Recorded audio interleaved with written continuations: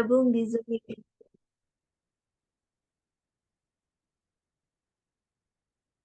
Mohon bagi peserta yang baru bergabung untuk memastikan koneksi internet dalam kondisi stabil, mikrofon dalam keadaan mute, serta menyiapkan diri untuk mengikuti rangkaian acara.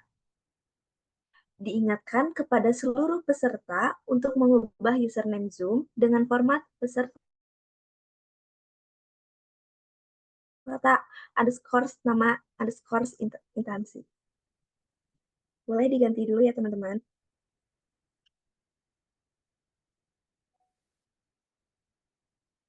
Bismillahirrahmanirrahim. Assalamualaikum warahmatullahi wabarakatuh. Selamat siang dan salam sejahtera untuk kita semua. Yang terhormat, Pembimbing UKM Lepim UPI 2026, yang kami hormati, Ketua DPO UKM Lepim UPI 2026, yang kami hormati Ketua Pelaksana Kegiatan Desain as a Voice, serta seluruh peserta seminar pelatihan desain yang berbahagia. Alhamdulillah, segala puji dan syukur kita panjatkan kehadiran karunia-Nya, sehingga kita dapat berkumpul bersama dalam keadaan yang berbahagia di kegiatan seminar pelatihan desain online bertajuk di 2026. Salawatkan kepada junjungan kita, Nabi Muhammad Sallallahu Alaihi Wasallam, kepada keluarganya, para sahabatnya, dan kita seluruh umatnya hingga akhir zaman. Hadirin yang kami hormati, sebelum kita memasuki rangkaian acara lebih lanjut, perkenalkan, saya Hanifah Anissa Pinuji, selaku pembawa acara untuk menyampaikan susunan acara yang akan kita jalani bersama dari siang hingga sore hari ini. Semoga yang luar biasa bagi kita semua. Untuk mengawali acara, mari kita sucikan acara pada hari ini dengan pembacaan doa dan ayat suci Al-Quran. Kepada saudari Teh Amalia, kami persilahkan.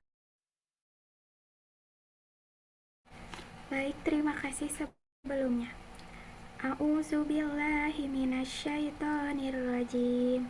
Ya ayyuhalladzina amanu iza qila lakum tafassahu fil majalisi famsahu yafsahillahu lakum wa iza qila suzu fangsuzu yarfa'illahu lahul ladzina amanu minkum wal ladzina utul ilma darajat wallahu bima ta'maluna khabir. Ya ayyuhalladzina amanu idza najaitumur rasula faqadimu baina yaday najwakum sadaqah zalika khairul lakum wa athhar fa illam tajidu fa innallaha ghafurur rahim.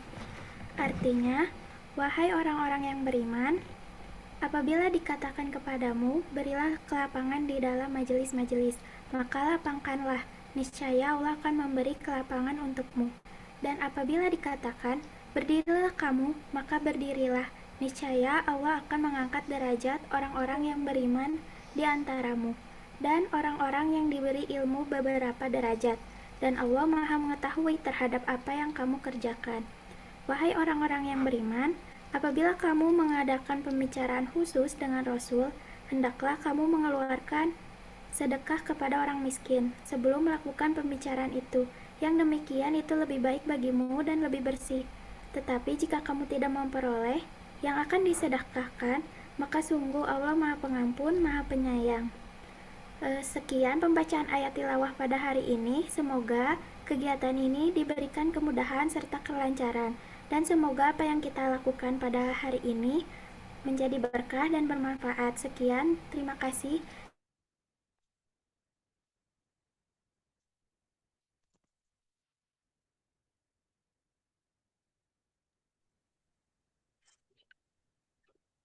Terima kasih kepada Teh Amalia atas lantunan ayat suci Al-Quran yang telah dibacakan. Semoga membawa keberkahan bagi kegiatan pada hari ini. Memasuki acara berikutnya, mari kita bersama-sama menyanyikan lagu kebangsaan Indonesia Raya serta menyanyikan Mars UKM Lepimpi.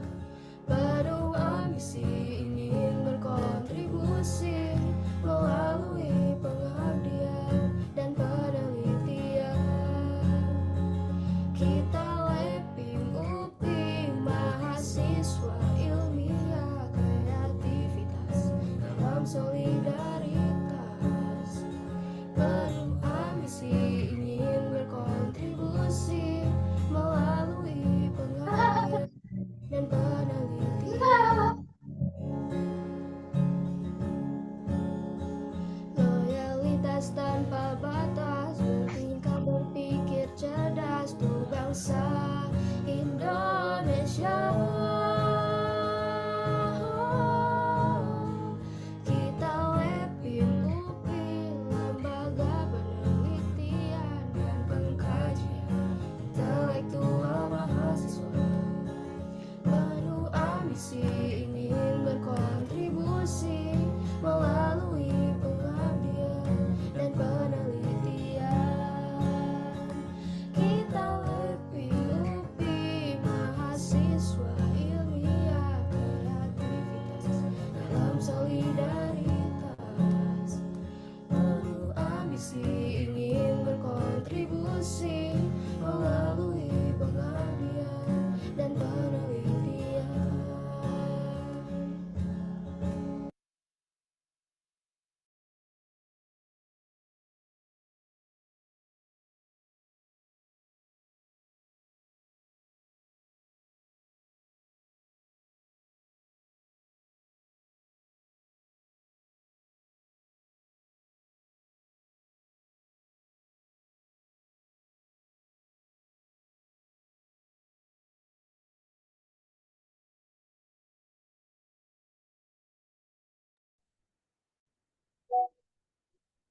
Sekarang kita masuk ke sesi sambutan ya.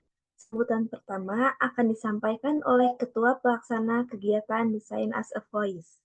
Kepada Kang Muzaki, Ibrahim dipersilahkan.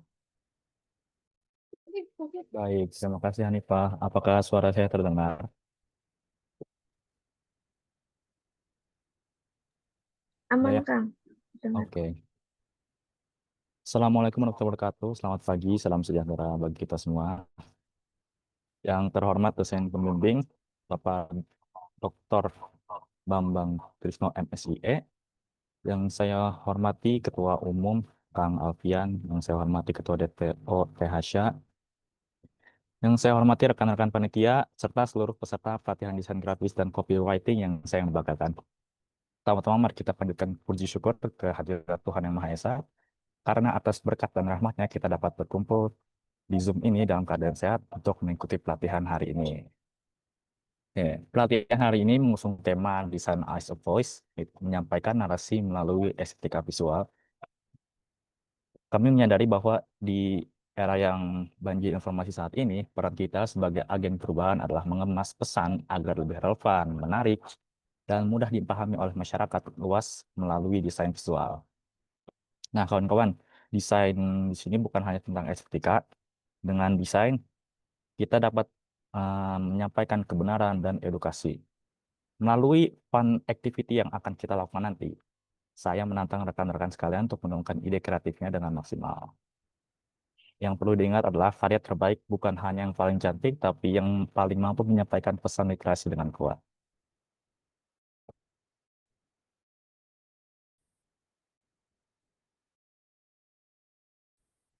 Akhir kata, saya berharap bisa rekan-rekan jangan ragu untuk bertanya, bereksperimen, dan berinteraksi.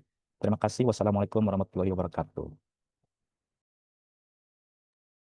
Waalaikumsalam warahmatullahi wabarakatuh. Terima kasih banyak, Kang. Sambutan yang luar biasa. Semoga kegiatan ini dapat berjalan sesuai dengan harapan kita bersama. Sambutan berikutnya dari Ketua Umum UKM Lepim UI 2026 kepada Kang Alfian Putra Hakim, kami persilahkan. Cek, cek. Suara aku masuk gak ya, Punten? Oke, udah jelas mungkin ya. Baik, terima kasih banyak Teh Hanifah atas kesempatannya. Yang saya hormati, dosen UKM Latin UPI, Bapak Dr. Bambang Trisno MSII. Yang saya hormati, Ketua Dewan Pertimbangan Organisasi UKM Lapim UPI, yaitu Teh Hasya Hanifah Hanan, beserta jajarannya. Yang terhormat, pemateri kita yang luar biasa pada siang hari ini, Kang Fajri Nur Hakim SS. Selamat siang, Kang. Yang saya banggakan, seluruh panitia pelaksana yang telah bekerja keras untuk mempersiapkan agenda yang luar biasa ini, serta seluruh audiens, teman-teman, peserta workshop yang luar biasa. Baik, Assalamualaikum warahmatullahi wabarakatuh. Selamat siang, salam sejahtera untuk kita semua. Alhamdulillahirabbil alamin wassalatu wassalamu ala asrofil anbiya'i wal mursalin wa ala alihi washabihi ajmain. Puji dan syukur kita panjatkan kehadirat Tuhan Yang Maha Esa karena atas rahmatnya kita semua bisa meluangkan waktu untuk hadir dalam forum ini, dalam media ini dengan keadaan sehat walafiat. Alhamdulillah, saya pribadi merasa sangat bersyukur dan bahagia karena pada siang hari ini kita semua bisa dipertemukan gitu ya dalam sebuah wadah yang produktif yaitu workshop pelatihan desain dan copywriting dan kehadiran teman-teman semua di ruang virtual ini walaupun melalui virtual tapi menjadi bukti nyata bahwa dengan adanya teman-teman semangat yang sama untuk bisa bertumbuh dan belajar. Sebagaimana yang kita ketahui ya teman-teman bahwa hari ini kita hidup di era digital yang dimana informasi itu mengalir begitu cepat bahkan bisa setiap detiknya. Di zaman inilah kompetensi dan keterampilan di bidang desain dan copywriting bukan lagi sekedar nilai tambah atau hobi sebagai pengisi waktu luang saja, tapi sebagai kebutuhan krusial, sebuah kompetensi wajib baik untuk kita yang ingin aktif mengemas konten yang kreatif untuk menyebarluaskan gagasan riset maupun meniti karir profesional yang kita inginkan di masa depan. Sesuai dengan tema besar kegiatan kita hari ini, yaitu Design as Voice, menyampaikan narasi melalui estetika visual. Esensi dari sebuah desain itu tidak hanya sekedar tentang sebuah estetik atau seberapa indahnya paduan warna yang kita buat di software entah seperti Canva ataupun software lainnya. Fondasi utamanya itu adalah bagaimana visual dan rangkaian kata tersebut bisa mampu menyampaikan pesan yang jelas, baik yang bersifat persuasif maupun informatif, dan menyampaikan sebuah narasi yang mampu menggerakkan hati orang yang melihatnya. Oleh karena itu, mari kita maksimalkan kesempatan emas pada siang hari ini dengan menyerap ilmu, pengalaman, dan strategi yang akan dibagikan dengan mencatat poin-poin pentingnya juga. Mari kita dengarkan dengan seksama. Mungkin sekian yang dapat saya sampaikan. Maaf apabila terdapat kata-kata ataupun penyambutan yang kurang berkenan. Billahi taufiq wal hidayah. Assalamualaikum warahmatullahi wabarakatuh. Waalaikumsalam warahmatullahi wabarakatuh. Terima kasih Kang Alfian atas sambutannya. Berikutnya, sambutan akan disampaikan oleh Ketua Dewan Pengawas Organisasi UKM Lapim UPI 2026. Kepada Teh Hasya Afifah. Baik, terima kasih banyak MC atas waktunya. Suara saya terdengar? Ya, Bismillahirrahmanirrahim. Yang saya hormati dosen pembimbing UKM Lapim UPI, Pak Bambang yang mungkin belum hadir gitu ya di kesempatan kali ini. Lalu yang saya hormati pemateri kita yang sangat hebat dan legend dari Lapim gitu ya, Kang Aji. Yang saya hormati Ketua Umum dan Wakil Ketua Umum UKM Lapim UPI, Alfian dan juga Azila. Yang saya banggakan juga panitia yang sudah bekerja keras untuk mempersiapkan acara ini, juga teman-teman peserta acara kegiatan kali ini. Sebentar guys, ada suara.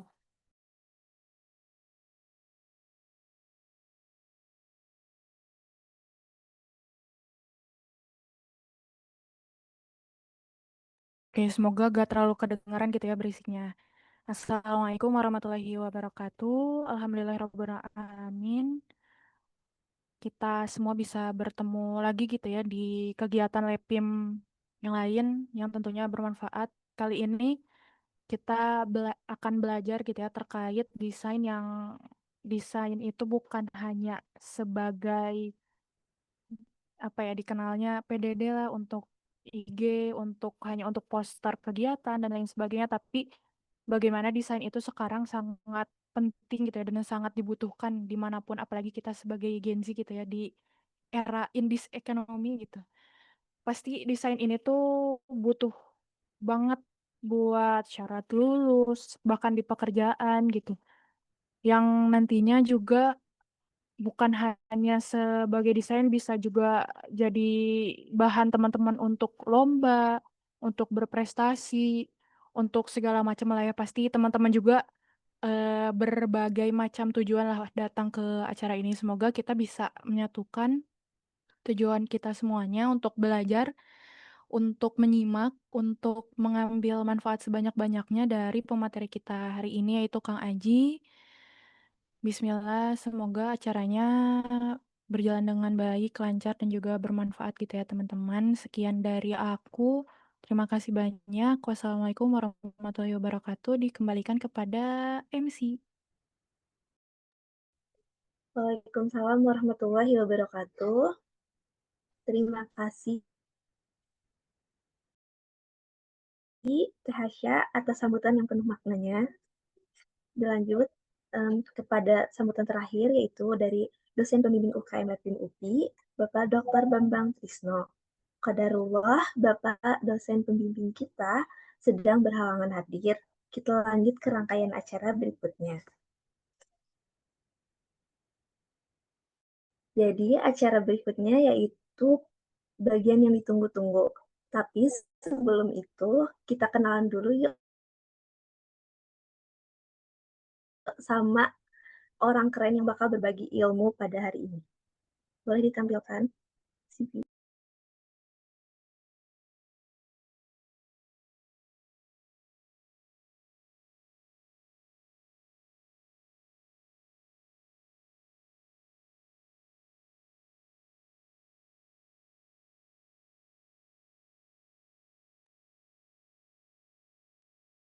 Nah, jadi pemateri hari ini itu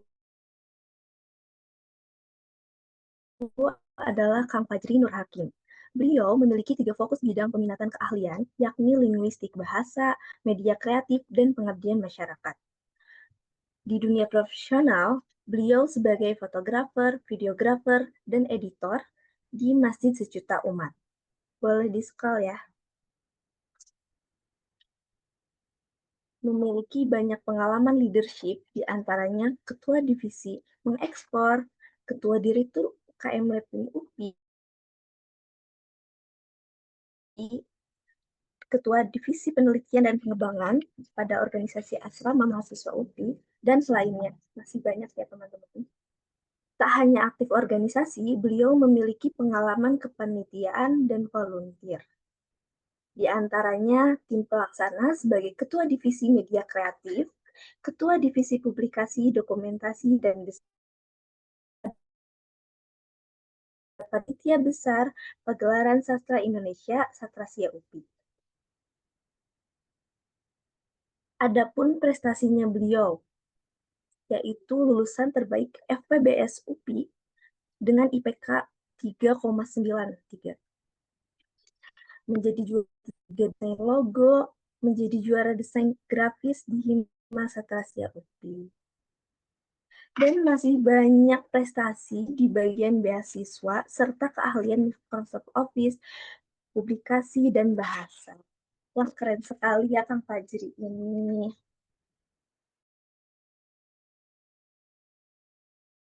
Baik, tanpa basa-basi lagi kepada Kang Fajri, waktu dan kesempatan sepenuhnya kami serahkan untuk menyampaikan materi.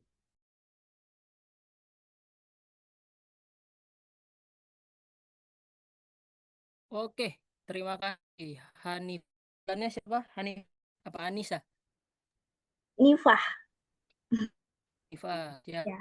Terima kasih Nifa sudah memandu kegiatan kita pada siang hari ini. Sebelumnya saya ucapkan terima kasih kepada teman-teman Lepim, ini peserta Lepim semua apa gimana ya, Anifah? Apa ada yang dari luar Lepim ya? Ada yang dari luar Lepim, Kang.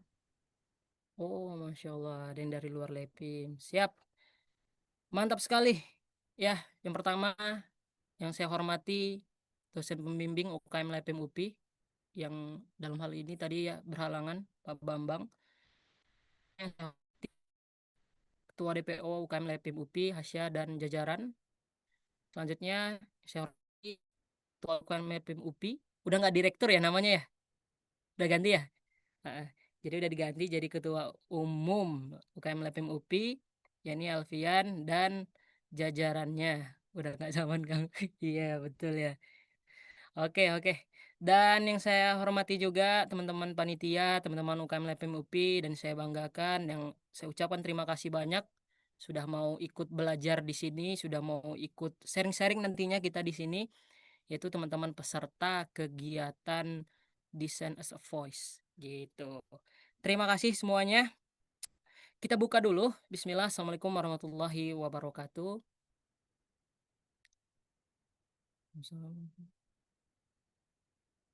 Selamat siang semuanya. Pertama, puja dan puji syukur kita kehadirat Allah Subhanahu wa taala, Tuhan yang Maha Esa, yang telah memberikan segala nikmatnya kepada kita sehingga kita dapat berkumpul pada kesempatan siang hari ini. Semoga di waktu-waktu siang, di waktu-waktu ngantuk ini, di waktu-waktu habis makan terus kekenyangan, teman-teman masih tetap bisa fokus gitu. Salawat serta salam semoga tetap tercurah kepada junjungan alam, yakni Nabi Muhammad SAW, dengan melafazkan Allahumma sholli ala sayyidina Muhammad wa ala ali sayyidina Muhammad. Ini yang share screen siapa ya? Ini aku mau share screen, jadi ini belum dikeluarin share screen ini. Oh ya teman-teman, sambil menunggu perkenalkan, nah aku Fajri Nur Hakim. Nah, biasa dipanggil Fajri, tadi udah dikenalin ya. Tapi lebih seringnya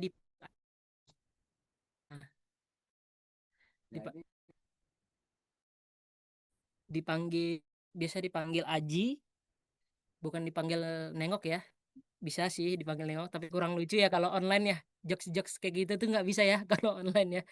Jadi teman-teman, aku lulusan Bahasa dan Sastra Indonesia di Universitas Pendidikan Indonesia. Dulunya dulunya juga di Lepim. Alhamdulillah dulu sebagai direktur, dulu sebutannya masih direktur. Nah, selain sebagai direktur di tahun 2023 ya, 2023 aku juga ikut beberapa kegiatan lah di kampus gitu. Ada ikut himpunan, ada ikut organisasi asrama, terus di luar asrama juga di Salman, terus di beasiswa juga, rumah kepemimpinan dan lain sebagainya. Dan dan selama kuliah itu tadi ya, aku tuh fokusnya ketiga itu. Jadi aku memfokuskan diri kepada 3 bidang tadi ya. Kepada linguistik, bahasa karena itu jurusanku. Terus yang kedua media kreatif karena itu hobi dari dulu gitu. Dan ikut lembaga pers juga ketika di kampus. Terus yang ketiga tadi pengabdian masyarakat karena aku suka aja gitu bersosial dan sebagainya. Nah, untuk saat ini aku domisilinya di Sukabumi, teman-teman. Ada orang Sukabumi, boleh di chat. Ada yang Sukabumi Pride. Jadi aku sekarang di Sukabumi, kalau asalnya Pekanbaru. Jadi aku asalnya Pekanbaru, lulus kuliah lanjut ke Sukabumi di Masjid Sejuta Pemuda. Nah, kalau yang belum tahu Masjid Sejuta Pemuda bisa dicek. Kalau teman-teman berpikir itu masjid pada umumnya, teman-teman salah. Jadi bisa dicek di Instagram, di Google dan sebagainya. Nah, jadi aku sekarang tim medianya sebagai konten kreator dan ya tadi fotografi, videografi dan editor di Masjid Suta Pemuda.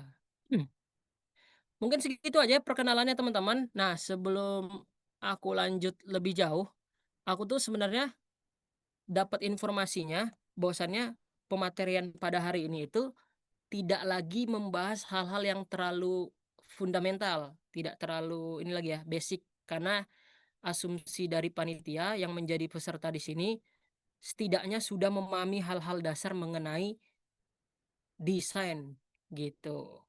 Jadi aku mau mastiin di sini teman-teman yang sudah terbiasa mendesain boleh raise hand. Aku mau melihat gimana nanti penyampaian aku. Apakah banyak atau tidak? Boleh. Yang sudah terbiasa membuat poster, desain dan lain sebagainya. Oh, ini nggak bisa raise hand ya? Oh, bisa. Nah, boleh raise hand. Jadi aku bisa tahu nih nanti penyampaiannya akan seperti apa gitu. Satu doang ini, Asya doang tadi ya.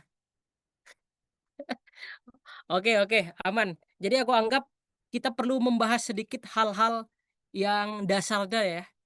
supaya tidak terlalu kaget gitu.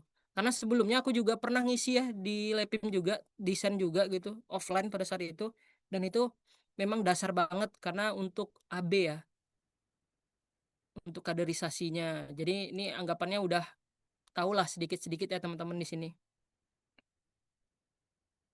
Ini kelihatan eh siapa tadi, Hanifah, kelihatan nggak Kelihatan share Kang, screen-nya? aman. Iya, Oke, ada. suara aman ya? Suara aku aman kan? Aman. Oke, siap. Terima kasih. Jadi ketika diminta untuk menjadi narasumber untuk sharing-sharing di sini, aku sempat nanya tadi ya. Ini nih fokusnya. Sebentar.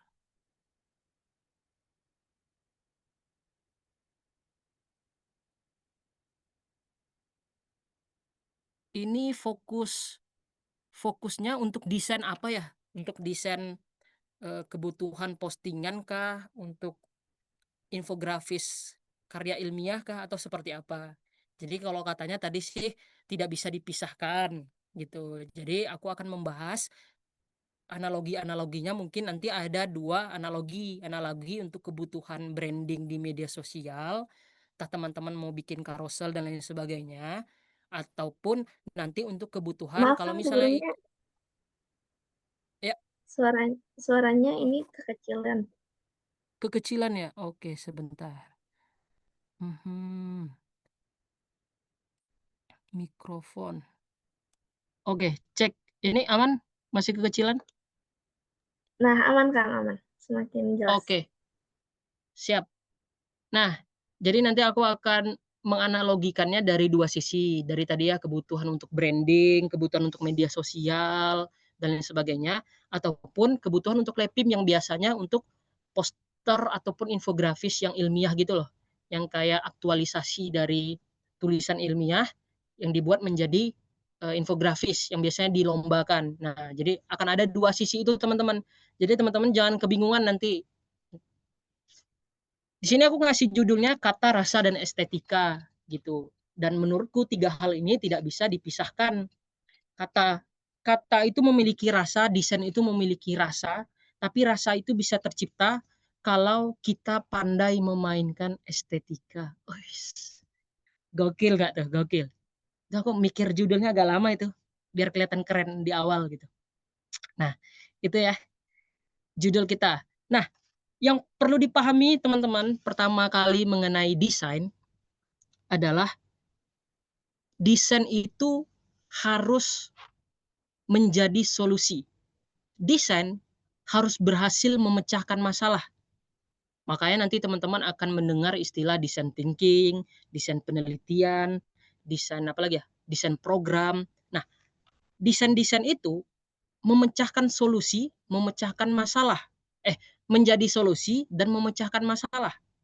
Entah itu untuk menyederhanakan sesuatu ataupun untuk menekankan sesuatu. Apa yang menjadi fokus.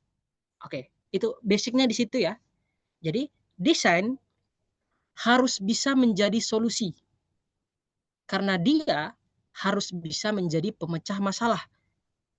Ketika teman-teman melihat sebuah tulisan ataupun cara berpikir seseorang itu kayak rumit, nah kita butuh desain untuk menstrukturkannya dan menyederhanakannya sehingga mudah dipahami oleh orang lain. Nah, itu fungsi desain tuh. Basic banget itu fungsinya. Jadi desain tidak hanya tadi ya, udah di-spill sejak awal, bosannya desain tidak hanya bicara soal estetika, tidak hanya bisa bicara soal ini bagus, ini enggak gitu. Jadi nggak bisa seperti itu. Desain harus menjadi solusi. Itu. Nah, di desain berdasarkan pengalaman aku ya, ada hierarki kualitas desain. Desain yang baik itu pertama, dia terbaca, orang bisa ngebacanya. Terus yang kedua, orang bisa paham, orang bisa mengerti. Dan yang ketiga, dia bisa menggerakkan. Nah, ini hierarkinya nih. Jadi yang paling bawah dia terbaca teman-teman, itu paling dasar. Kalau desain yang teman-teman bikin sudahlah tidak terbaca, pasti tidak akan bisa dimengerti dan tidak akan bisa menggerakkan. Jadi intinya terbaca dulu. Ini nanti berkaitan dengan layouting, warna, tipografi, dan lain sebagainya. Yang kedua adalah dimengerti. Nah, jadi ketika orang lihat desain kita, entah itu bentuknya poster, entah itu bentuknya nanti infografis, dan lain sebagainya, orang paham arahnya kemana, poinnya apa. Dan yang ketiga, ini tingkatan desain yang paling wah, dari desain kita bisa menggerakkan orang lain. Gitu. Orang tergerak untuk melakukan sesuatu. Nah, ini nanti berkaitan dengan CTA namanya, call to action. Nah, ini yang paling sering nanti dilupakan oleh banyak para desain zaman sekarang. Mereka lupa untuk mencantumkan yang namanya call to action, CTA. Nanti kita akan bahas. Jadi itu hierarkinya ya teman-teman. Terus ini alur desain. Ini alur desainnya subjektif, pribadi. Ini yang aku lakukan. Sederhana, 3 gitu. Yang pertama adalah memahami narasi. Yang kedua adalah visualisasi. Dan yang ketiga adalah bekerja. Dan ya mendesain gitu intinya. Melakukan. Nah, kita akan bahas satu-satu. Yang pertama adalah memahami narasi. Tadi disebutkan bahwasannya desain itu tidak bisa berdiri sendiri. Tidak bisa kita tiba-tiba mendesain sesuatu tanpa ada tujuannya. Ini beda dengan ilustrator dan sebagainya ya, tapi ini kita bicara desain. Dan konteks di Lepim itu kita kebanyakan mendesain karya ilmiah yang sudah kita buat. Nah, biasanya untuk lomba, makanya ada istilah poster ilmiah atau infografis. Nah, ini banyak sekali sih definisinya, istilah-istilah yang digunakan. Tapi intinya, ketika ingin mendesain sesuatu, kita mesti paham. Kita mesti paham dulu. Bagus kok. Kita mesti paham dulu apa yang dinarasikan. Nah, jadi di sini aku tulis ya, paham apa yang dinarasikan adalah kunci menyederhanakan.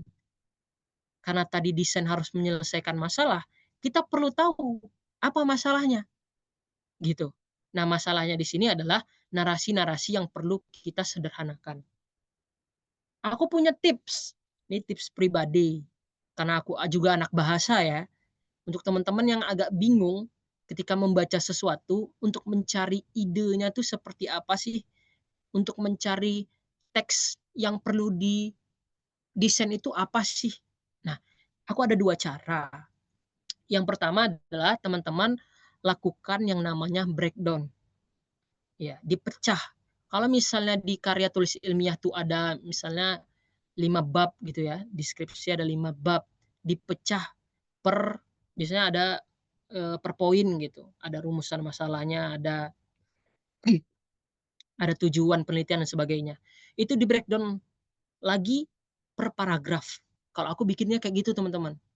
Jadi nanti aku tahu nih paragraf 1 di bab 1 itu membahas tentang apa dan bridgingnya ke paragraf 2 tuh bentuknya apa. Bridging tuh kayak menyelaraskan antara paragraf 1 dan paragraf 2 itu seperti apa.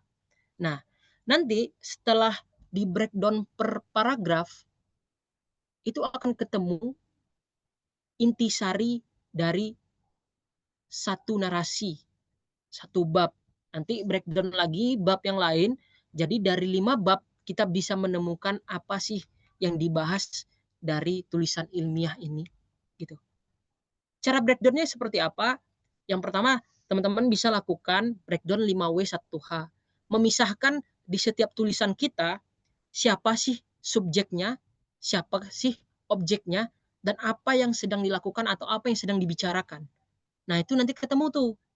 Subjeknya siapa, objeknya siapa, terus apa yang lagi dibicarakan gitu. Si subjek ini melakukan apa terhadap objek gitu. Itu kita perlu tahu tuh alurnya. Terus nanti teman-teman bisa buat outline tadi ya per paragraf. Jadi paragraf 1 isinya apa, 2 isinya apa, 3 isinya apa, ketemu tuh bab 1 intinya apa, bab 2 intinya apa, gitu. Itu ketemu nanti ketika teman-teman benar-benar nge-breakdown, dan ini yang paling jarang dilakukan oleh para desain. Karena mereka balas baca. Para desainer tuh malas baca. Karena anggapannya desainer hanya memainkan visual. Ini jeleknya para desainer. Ini jeleknya orang-orang yang suka di media, terutama di desain gitu. Menganggap bahwasannya kalau tugas dia sebagai desain grafis, ya udah, dia tidak perlu memikirkan narasinya. Dia hanya menunggu narasi dari orang lain yang mana baru dia desain. Padahal alangkah lebih baiknya, alangkah lebih powerfulnya ketika para desain grafis juga memahami teks. Jadi tidak hanya menunggu. Itu beda rasanya. Aku pernah melakukan itu ketika di Lepim bikin karya ilmiah, yang mana karya ilmiah itu dibikin oleh teman-teman yang lain gitu. Ketika itu kayaknya aku sedang tidak bisa gitu. Jadi dikerjain oleh orang lain, aku kebagian bikin posternya. Nah, aku nggak ada rasa gitu. Mendesainnya tuh nggak ada rasanya teman-teman gitu. Asal ya udah, oh ini tata letaknya kayaknya gini. Akhirnya kebanyakan tuh nggak tahu apa poinnya. Nah, beda halnya kalau aku yang juga ikut terlibat dalam menyusun narasi atau menyusun karya ilmiah tersebut. Nah, terus tips yang kedua yang di bawah, untuk mencari ide pokok tuh mungkin kita udah belajar ya dari kecil ya. Dari SD kayaknya udah belajar. Dan di kuliah aku lebih mempelajarinya lagi, mencari intisari atau pokok pikiran dari sebuah teks. Bisa sebuah teks, bisa sebuah paragraf. Nah, itu ada 3 teman-teman. Pertama deduktif, induktif, dan campuran. Ada ide pokoknya, ide pokok sebuah tulisan itu di awal, ada di akhir, ataupun ada kalau kita baca seluruhnya baru ketemu gitu. Atau campuran, ada yang bilang juga di tengah, beda persepsi aja itu. Intinya dia campuran aja. Nah, ini bisa jadi solusi untuk menentukan apa yang bisa dinarasikan di dalam desain. Karena tidak mungkin kita menjiplak semua tulisan menjadi sebuah desain. Selanjutnya, nah, kita masuk ke visualisasi. Ada beberapa tahapan yang sering aku lakukan. Yang pertama, ini masih berkaitan dengan tadi ya, tentang narasi, yaitu melakukan eliminasi. Nah, melakukan eliminasi 80% teks. Ini ya angka perkiraan saja ya. Tapi intinya kita butuh mengeliminasi dari sebuah paragraf intinya apa gitu.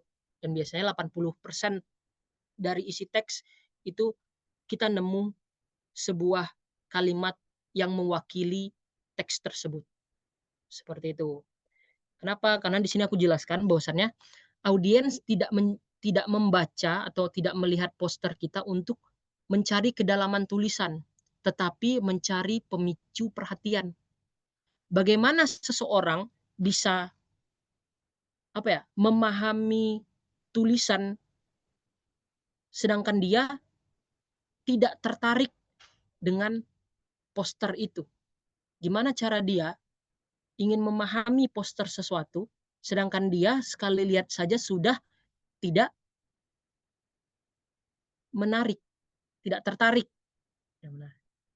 Nah, ini tahapan yang perlu dilakukan eliminasi 80% teks. Terus yang kedua, teman-teman bisa belajar, ini di jurusanku juga belajar ya, namanya semiotika.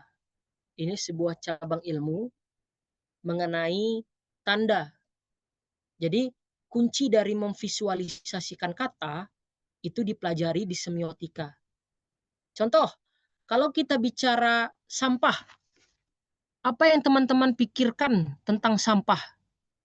Boleh di chat, biar interaktif ini, boleh di kolom chat apa yang teman-teman pikirkan ketika aku bilang sampah.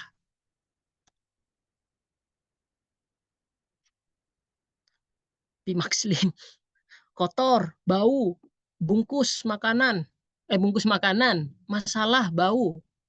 Oke, ada lagi? Ada lagi berceceran. Oke. Barang bekas, polusi, berantakan. Nah, intinya negatif semua kan? Nah, itu bagaimana informasi yang kita dapat dalam kehidupan kita dari kita kecil sampai kita besar itu membentuk bagaimana kita memvisualisasikan sesuatu. Nah, itu dipelajari di semiotika. Tadi ada yang bilang bau, oh mungkin dia punya pengalaman ketika dekat sampah, yang pertama kali dia rasakan itu adalah aromanya. Tapi ada juga yang tadi bilang berceceran, karena yang pertama kali dia visualisasikan ketika melihat sampah adalah visualnya, matanya. Itu tadi, setiap orang berdasarkan latar belakang yang berbeda, pengalaman yang berbeda, dan karakteristik yang berbeda. Ada kan yang orang visual, auditori, kinestetik dan sebagainya. Nah, itu adalah ilmu memvisualisasikan sesuatu. Gitu. Itu perlu latihan, teman-teman. Nah, itu tidak bisa ditipskan gitu. Gimana ya? Aku tidak bisa menyederhanakan tips untuk belajar memvisualisasikan sesuatu. Satu-satunya yang bisa aku kasih adalah cara latihannya. Cara latihannya adalah ketika kita melihat sesuatu, pikirkan dari sudut pandang orang lain. Contoh tadi sampah. Kalau sampah, aku pertama kali dalam pikiranku tentang sampah adalah berantakan, karena aku orangnya visual. Tapi aku mencoba tuh memposisikan gimana sih kalau orang lain mikir tentang sampah. Oh, ternyata ada yang dari segi baunya, aromanya, dari segi mungkin pesannya jangan buang sampah di sini dan sebagainya. Nah, itu bisa dilatih memposisikan sudut pandang orang lain terhadap sesuatu. Dan yang kedua, latihannya adalah bisa melakukan sinonim. Sinonim tuh kayak ya persamaan, apa hal-hal yang berkaitan tentang sampah. Oh, berkaitan tentang sampah itu ada plastik, terus ada sedotan, terus ada laut, terus ada pandawara, terus apalagi ya yang berkaitan tentang sampah. Entong sampah, ada informasi, terus ada kaki 4 yang buang sampah di sini adalah bisa kan ada itu yang buang sampah di sini itu yang berkaki 4 gitu-gitu. Nah, jadi mencoba memperbanyak informasi. Nah, semakin banyak informasi di kepala kita tentang sesuatu, maka ketika memvisualisasikannya itu akan semakin mudah. Tadi itu 2 tipsnya ya. Ini nggak aku tulis karena kebanyakan kalau ditulis semua. Yang pertama tadi latih memposisikan ketika melihat sesuatu dengan sudut pandang orang lain. Yang kedua, coba sering-sering mencari sinonim atau hal-hal yang berkaitan dengan sesuatu yang kita cari. Misalnya nanti tentang sampah, oh misalnya nanti tentang alam, oh misalnya nanti tentang kimia gitu. Apa yang berkaitan dengan hal itu untuk memperbanyak informasi.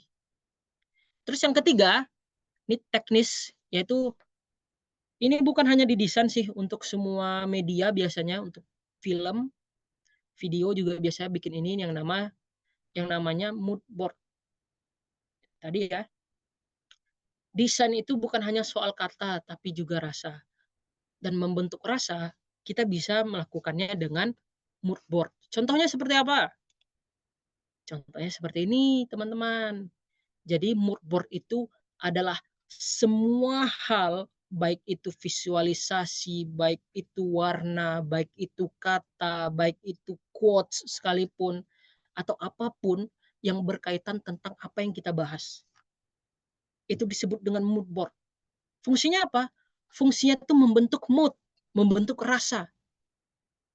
Ketika melihat ini, oh aku tahu, oh ketika berbicara tentang sampah, ada rasa yang kelam, ada rasa yang berantakan, ada rasa yang perlu diselamatkan. Nah, itu melatih rasa. Itu kita latih di mood board gitu. Dan tidak hanya visual, bisa juga kata-kata. Oh, apa sih yang sering aku dengar tentang sampah? Oh, buanglah sampah pada tempatnya. Indonesia menghasilkan 71 ton sampah per tahun. Terus aku sering dengar kalau berkaitan tentang sampah itu daur ulang. Nah, di situ belajar. Jadi belajar mengolah rasa dari visual, dari kata, dari dua itu. Itu mood board. Nah, teman-teman nanti kalau studi kasusnya nanti menggunakan ingin melakukan desain, ingin membuat desain, bisa buat ini dulu.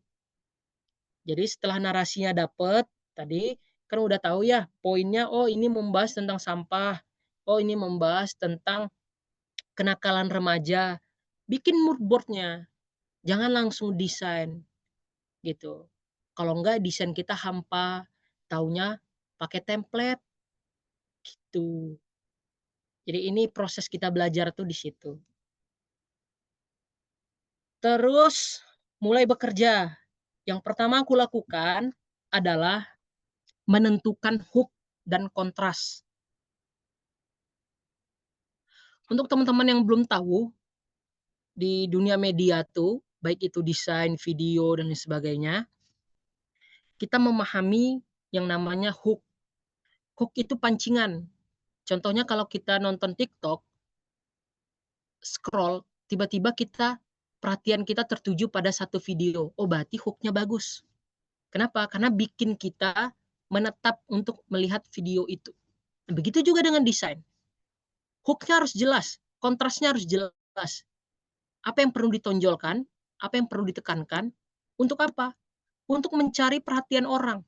Jadi kalau lomba ya, nih bayangan aku ketika lomba nih, untuk teman-teman yang sudah pernah ataupun yang belum pernah, ini aku visualisasikan. Jadi kalau lomba poster itu, entah itu PKM, PPK Ormawa, dan lain sebagainya, itu biasanya poster itu dipajang teman-teman. Poster-poster peserta itu dipajang di setiap stand gitu. Orang jalan tuh, pengunjung jalan. Gimana caranya? Ketika orang jalan dan lewat di depan stand kita, dia berhenti dan baca. Itu hook, itu kontras. Itu yang perlu kita cari. Dan ini nggak bisa sekali dua kali bikin poster belajarnya ya. Ini harus sering gitu. Nah itu hierarki tadi. Sebelum bekerja, aku tentukan dulu hooknya seperti apa, kontrasnya akan seperti apa. Nah, kita akan coba Coba lihat apa saja hook ataupun kontras yang bisa digunakan di dalam desain. Nah, ini yang pertama. Bisa kelihatan ya bedanya ya. Yang pertama tuh kayak flat, kayak sama semua, gak ada yang ditonjolkan. Nah, ini permainan di fontnya. Ukuran font, bermain di ukuran font. Ada yang tebal, ada yang tipis, ada yang besar, ada yang kecil. Jadi ketika kita melihat tulisan yang sebelah kanan, otak kita otomatis, bukan otak kita, mata kita otomatis akan melihat yang paling beda dulu. Gitu. Itu udah lumrah gitu teman-teman, ketika kita melihat sesuatu, yang kita notice dulu itu adalah hal yang paling beda. Gitu. Apa yang paling beda dari sesuatu. Nah, itu yang paling kita notice. Contoh kita misalnya di organisasi. Yang kita notice itu, orang yang mungkin sering bersuara, orang yang mungkin sering memberikan pendapat, karena dia kelihatan berbeda dengan yang lainnya. Tapi ketika semua orang berbicara, ketika semua orang memberikan pendapat, yang paling beda siapa? Orang yang paling diam. Nah, jadi itu tadi, otak kita, mata kita terbiasa untuk melihat sesuatu tuh dari hal yang paling janggal dulu. Nah, itu harus dimainkan di desain kita. Terus ini kalau kontras ukuran, ini yang tadi ya, tapi ini penerapannya dalam desain. Agak ngeblur ya. Jadi bisa lihat ya kalau di kiri itu kayak flat, kayak semuanya sama. tebalnya sama, ukurannya sama. Beda ketika kita melihat yang sebelah kanan gitu.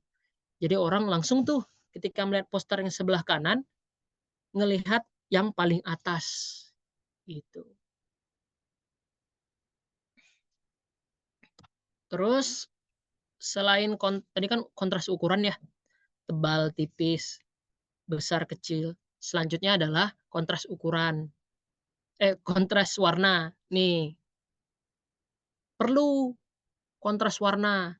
Jadi menekankan apa yang penting itu bisa menggunakan warna juga. Di sini kan ada warna kuning ya di poster sebelah kanan. Ada warna kuning di bagian wajib. Berarti ini wajib gitu. Orang notice, ini kok beda sendiri warnanya gitu. Nah, inilah gambaran penggunaan kontras warna. Terus selanjutnya adalah kontras jenis font. Nah, kita bisa memainkan namanya jenis font, teman-teman. Nggak mungkin fontnya sama aja semuanya. Itu kurang bervariatif, kurang menarik. Kalaupun mau sama, jenis fontnya harus bisa memainkan ukuran dan memainkan tebal tipisnya. Gitu. Tapi alangkah baiknya disarankan memang memainkan variasi font. Gitu. Nah, teman-teman tipsnya adalah bisa menggunakan namanya font pairing kalau nggak salah. Websitenya banyak itu. Teman-teman bisa cek kombinasi-kombinasi font yang cocok dan ukuran-ukurannya. Misalnya judulnya ukurannya misalnya 50. Berarti nanti subjudulnya berapa, isinya berapa. Nah, itu bisa menggunakan website-website namanya font pairing gitu. Oke, selanjutnya adalah melihat dan menentukan pola membaca atau hierarki mata. Jadi mata kita nih ketika melihat poster perlu diarahkan dari mana ke mananya gitu. Nah, kebanyakan poster itu biasanya memang pakai pola F pattern. Kalau untuk website itu banyaknya Z pattern. Jadi teman-teman nggak boleh acak-acakan kalau membuat poster. Harus jelas dari mana. Judul paling atas, oke. Orang fokus dulu ke judul. Baru nanti kemana lagi, kemana lagi, kemana lagi. Nah, itu cara menentukan hierarki mata. Di luar F dan Z ini ada pattern yang lain ya. Ada yang tiba-tiba di tengah judulnya, terus kayak melingkar ke atas lagi gitu. Nah, itu beda-beda lah. Tapi umumnya digunakan yang seperti ini. Gitu. Umumnya digunakan antara dua ini, F pattern dan Z pattern. Dan kebanyakan poster ilmiah itu pakainya F pattern. Jadi nggak bisa acak-acakan. Teman-teman harus pastiin, ini enak nggak ya dibaca, selaras nggak ya? Ketika di atas judul oke, sampai ujung nih, dari sini ke sini sampai ujung, terus orang lanjut lagi dibaca bawahnya. Nah, ini perlu dipelajari lagi pola-pola ini. Oke, selanjutnya kita akan masuk ke yang namanya warna. Nah, sama tadi ya seperti kata, warna juga punya rasa. Jadi, tips dari aku adalah pahami psikologi warna. Contohnya kayak gini nih, ada ini sebelah nih. Warna merah itu dalam otak kita tuh warna merah tuh kayak hal yang berbahaya, hal yang penuh energi gitu. Jadi, kita bisa memainkan psikologi warna itu. Berarti kalau ada sebuah teks yang dipakaikan warna merah, anggapannya ini nih urgensi, ini nih penting gitu. Ini nih mendesak. Nah, itu yang kami lakukan juga di Masjid Duta Pemuda. Jadi kalau desain-desain karosel itu ada warna merahnya. Ini untuk membuat kesan, membuat rasa kalau ini udah urgent gitu. Perlu dilakukan. Nah, begitu juga dengan warna-warna lainnya ya. Jadi teman-teman bisa pelajari lagi psikologi warna nanti akan ketemu, oh kalau bahas kimia itu cocoknya warnanya warna apa ya gitu. Kalau bahas tentang kesehatan warnanya warna apa ya, kemungkinan putih, kemungkinan biru gitu-gitu kan. Karena itu tadi kebiasaan kita melihat dunia ini dari kecil sampai besar itu membentuk suatu makna. Padahal bisa aja kan merah kalau misalnya kita gambarkan sebagai kelam, tapi tidak umum untuk orang lain. Jadi ya udah posternya kurang menarik untuk orang lain gitu.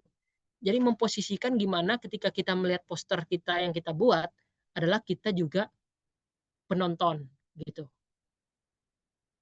Ini kayak sini tadi war aku kasih warna merah gitu, kayak war ya gitu, perperangan. Jadi ada warna di situ, ada rasanya di situ. Ini nggak lengkap ya si ininya. Si psikologi warnanya teman-teman bisa cek lagi nanti di website. Terus kita akan belajar yang namanya tipografi. Apa itu tipografi? Sederhananya, tipografi itu adalah berkaitan tentang dua hal, layouting dan font. Font ini nanti juga berkaitan tentang jenisnya, ukurannya dan lain sebagainya. Nah, tipografi ini penting sebagai penunjang tadi teman-teman, hook dan kontras. Jadi ketika ada perpaduan font dan ketika tata letaknya disusun sesuai dengan pattern tadi, itu akan mempermudah orang memahami poster kita. Gitu. Jadi ini penunjang, tipografi itu sifatnya penunjang. Tadi udah ada juga ya contoh-contohnya kayak ada yang flat, ada yang menarik karena ada yang lebih besar si teksnya, ada yang tebal, ada yang tipis. Jadi kayak perpaduannya tuh banyak gitu. Jadi orang tertarik bacanya, tidak flat. Itu kita pelajari di tipografi dan ini nggak aku jelaskan lebih lanjut, kayaknya semuanya udah paham dan tahu lah ya tentang tipografi ini seperti apa. Nah, gimana teman-teman? Aman di sini sebelum kita masuk ke pembahasan selanjutnya? Kalau aman boleh klik 1. Paham? Biarin. Boleh klik 1. Oke, 1 salsa suci 1. Oke. Oh ya, di sini yang kalau di himpunan ataupun di Lepim yang jadi tim medianya siapa ya? Kalau misalnya di Lepim tuh Medcom ya? Apa ya? Medcominfo ya? Di Lepim ya? Hanifah apa ya? Divisinya lupa.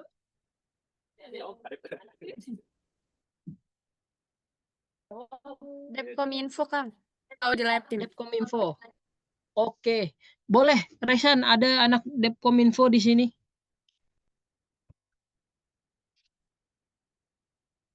Boleh, Resan. Oh, tidak ada yang mau. Oke, ada nih Dinda Faldi. Oh, Muzaki. Oke, Farihan. Oh, siap. Terima kasih.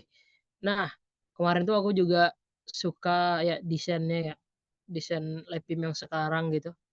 Kayak luar biasa berkembang gitu desainnya. Dari yang dulu-dulu sampai sekarang kayak lebih punya rasa, tidak hanya main di desain,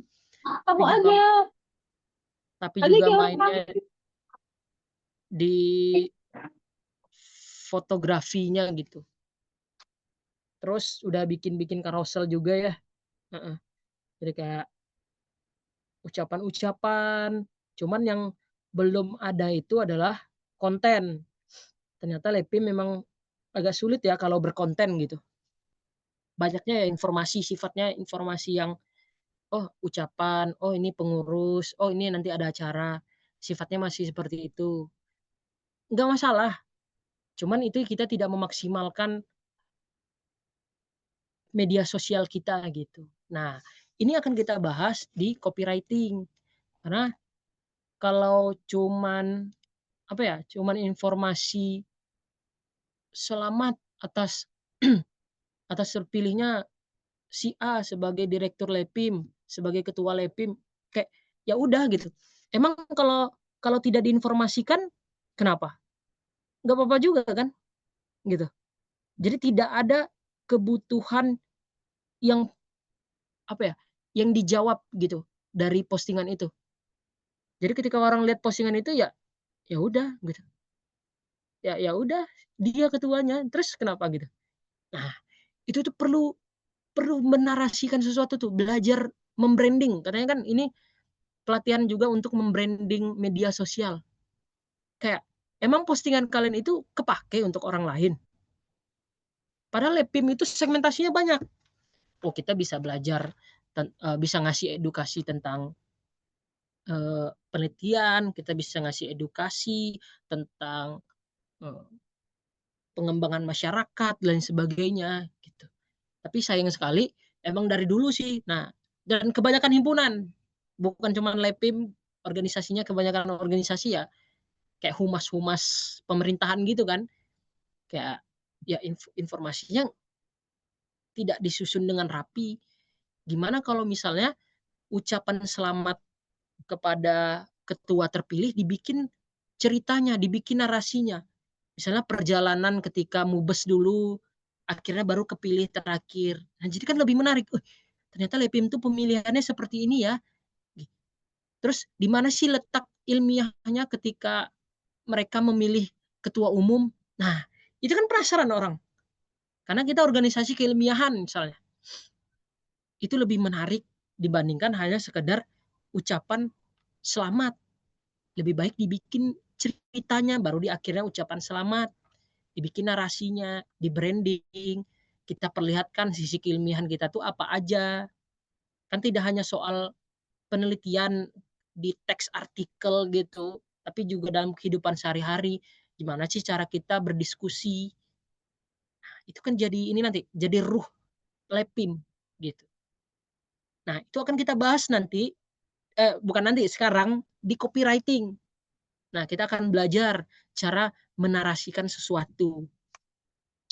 Nah, kita akan masuk, sederhananya copywriting adalah sebuah tulisan yang dibuat gitu untuk biasanya disebarluaskan dan kebanyakan sifatnya persuasif meskipun tidak semuanya. Tapi kebanyakan copywriting digunakan untuk persuasif. Maka nantinya ada CTA, call to action, ketika kita membuat sebuah tulisan copywriting. Kalau teman-teman melihat iklan di TV, ataupun iklan di banner, biasanya harusnya ada CTA. Ketika kita baca poster itu, ketika kita melihat iklan itu, apa sih yang kita harapkan dari orang yang melihat? Apakah membeli produk kita? Apakah kalau misalnya konten kreator tuh apakah mengikuti kelas yang kita bikin? Apakah membeli buku yang kita buat? Nah, itu perlu ditentukan. Gitu. Pertama, kita akan masuk ke kalau yang aku pelajari kemarin aku dapat ini ya, dapat beberapa pematerian di masjid dan dulu pernah di Salman dapat beasiswa copywriting. Itu inti dari copywriting itu ada 3.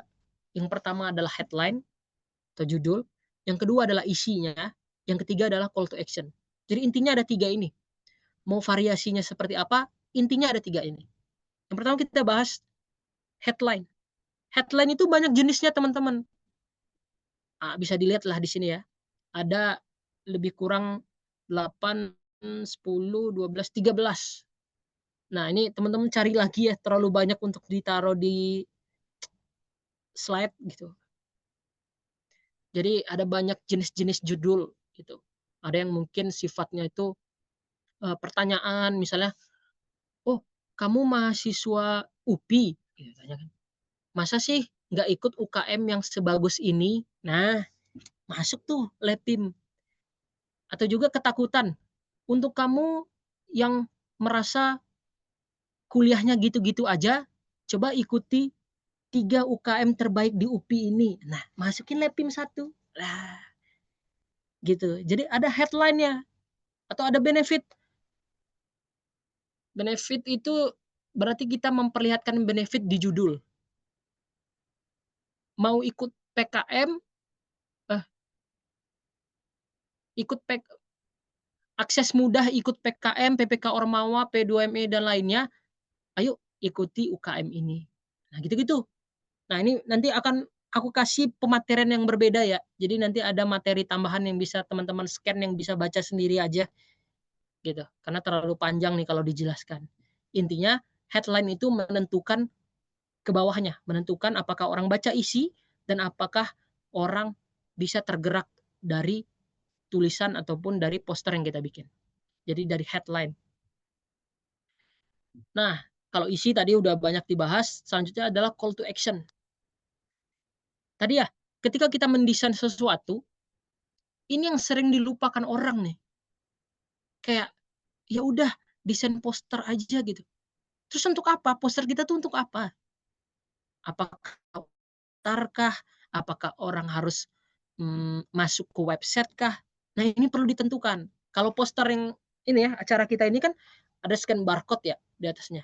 Nah, gimana caranya orang bisa tergerak untuk nge-scan barcode itu, untuk ikut kegiatan ini? Nah, itu perlu dipikirkan call to action. Jadi ketika sebelum mendesain, tentukan juga dari desain ini, kita berharap orang akan melakukan apa. Sehingga kita mendesain itu, ketika kita mendesain, kita tahu, oh ini arahnya ke sini.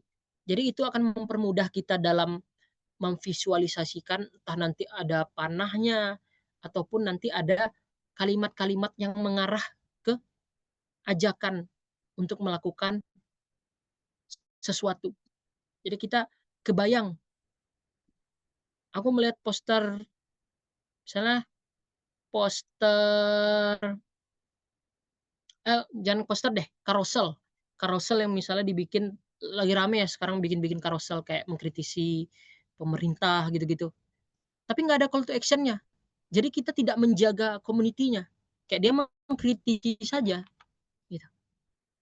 Mentok-mentok call to action-nya adalah baca lengkapnya di website. Biasa gitu tuh kalau lembaga pers, misalnya ngedesain carousel di Instagram, beberapa tulisan, gitu, beberapa tulisan ada headline dan sebagainya. Call to action-nya adalah baca selengkapnya di website.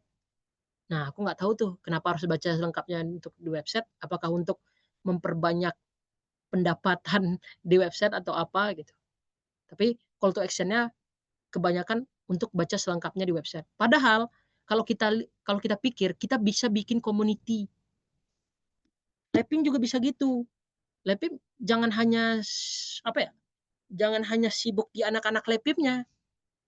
Gitu. Kita perlu rangkul anak-anak di luar lepim. Jadi bikin community.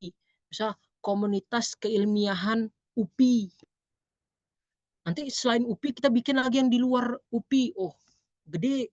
Jadi orang-orang yang suka keilmiahan ada di dalam satu grup, sehingga postingan-postingan kita selanjutnya, poster-poster kita selanjutnya, desain-desain kita selanjutnya tidak hanya ramai kita sebarkan di medsos saja, tapi juga di community-community kita. Nah, sekarang teman-teman, media tuh seperti itu. Orang-orang tetap akan kembali ingin berinteraksi secara nyata. Jadi semua apapun yang dilakukan orang media sekarang, balik lagi ke community. Bagaimana mereka nanti melakukan meet and greet, melakukan pertemuan-pertemuan rutin secara langsung. Itu ya, kuncinya tuh seperti itu sekarang main di media. Semuanya akan balik lagi ke community dan interaksi nyata di dunia nyata. Interaksi nyata di dunia nyata. Seperti itu. Jadi tentuin ya teman-teman ketika nanti bikin desain, apa sih yang kita harapkan dari desain kita nih? Orang ingin melakukan apa dari desain kita ini? Nah, ini ada beberapa tips, nggak banyak kalau terkait aplikasi, kalau terkait website-website yang mempermudah, itu udah terlalu banyak ya. Ini bukan basic lagi ya materi kita. Teman-teman cari aja, misalnya website apa ya? website untuk mencari inspirasi apa aja. Oh, ada Behance, ada Pinterest, dan lain sebagainya. Oh, kalau misalnya Illustrator kemana? Oh, di ArtStation dan sebagainya. Itu kayaknya nggak perlu dijelasin lah. Bisa cari sendiri lah. Tapi ini beberapa hal yang akan mempermudah teman-teman. Yang pertama, kalau berkaitan dengan font, bisa pakai website namanya Font Pairing. Itu banyak, bebas mau pakai yang mana. Itu mempermudah teman-teman untuk meringkas waktu, menentukan font yang cocok, dan menentukan ukuran font.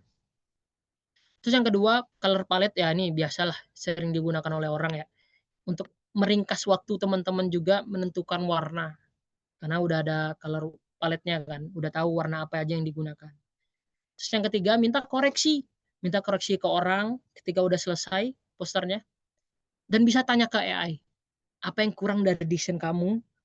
Nanti masukin tadi data-data yang aku tadi, perlu ada hook, ada kontras, perlu ada tipografinya. Jadi bisa ditanya ke AI, apakah ini udah hooknya udah bagus, apakah udah kontras, apakah tipografinya udah bagus atau enggak. Nah, minta pendapat ke AI. Itu jadi bahan koreksian.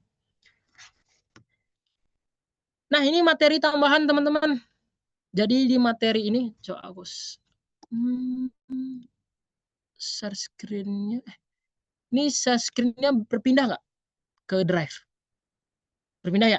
Nah, nanti di materi tambahan itu ada 2 materi.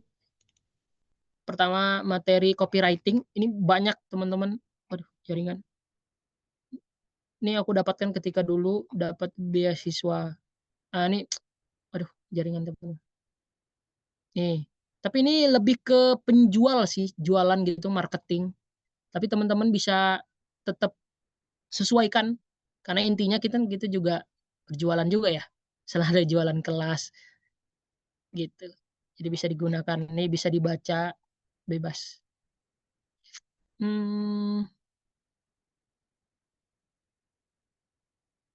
Mana ya materinya?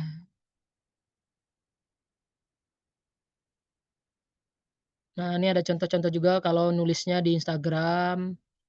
Terus ini di TikTok, copywriting di TikTok. Terus ini headline ya, tipe-tipe headline. Nih, ada contoh-contohnya juga. Jadi bisa dibaca teman-teman. Agak lama kalau ngejelasinnya. Terus ada juga ini, kalau teman-teman yang suka copywriting ada ya seperti biasa ya. Ada AIDA, ada PAS, kayak susunan-susunannya. Terus di sini ada materi juga mengenai konten ya.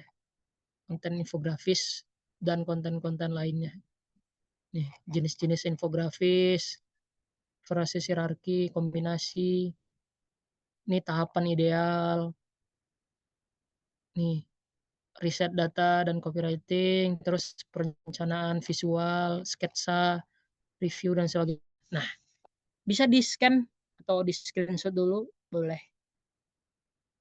Nanti nanti materinya juga aku kirimkan sih ke panitia.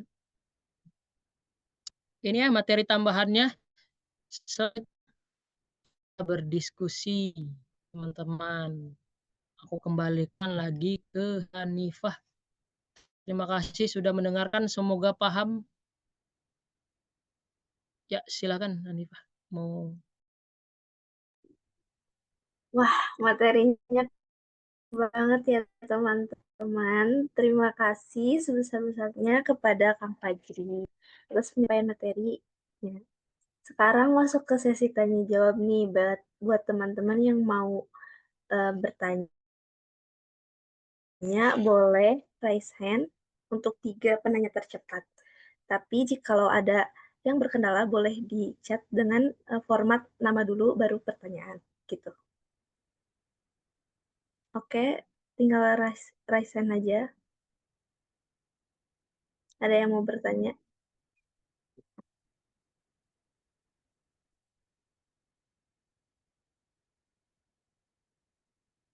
Tadi sebelumnya udah ada yang bertanya di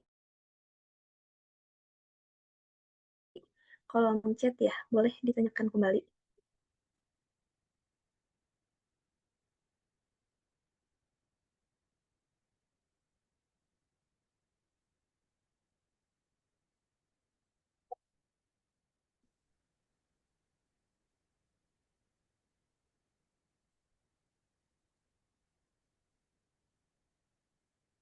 Gimana teman-teman?